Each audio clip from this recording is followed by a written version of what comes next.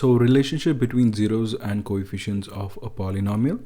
So quadratic polynomial, cubic polynomial, there is a relationship between the coefficient of the polynomial and the zeros. Okay, so let's look into quadratic polynomial first. So what is that relationship? Let's say we have a quadratic polynomial. What is a quadratic polynomial? Ax square plus bx plus c, right? So this is the quadratic polynomial that we have. Ax square plus bx plus c. That is the general form, right?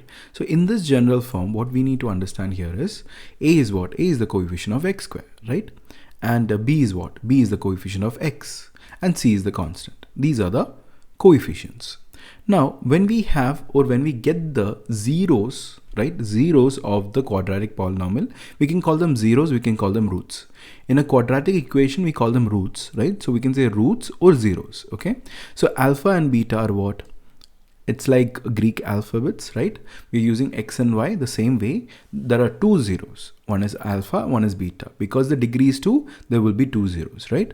So alpha plus beta, that is the sum of the zeros, will become what?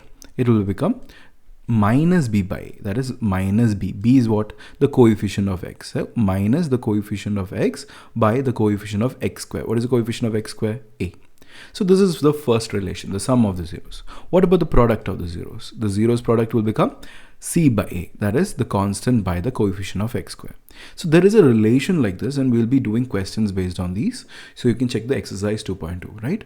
And see how these questions are done. There are important questions as well. We'll dive into the topics later. Okay, so this is quadratic polynomial formula. Okay, the formula or the relationship between the zeros and the coefficient of the polynomials.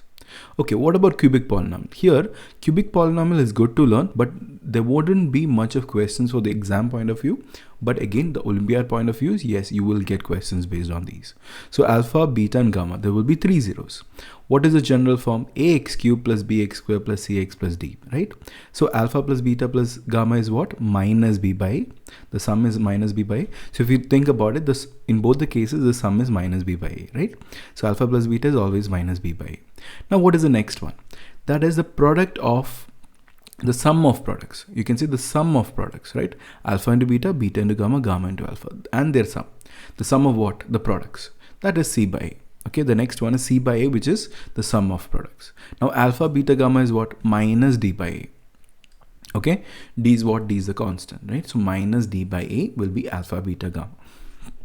These rules are very important to be learned. So go through them, write it down. It will be there in your cheat note as well. So let's try to do the questions, go through the exercise 2.2, and if you have any doubts, type it in the discussion. All right.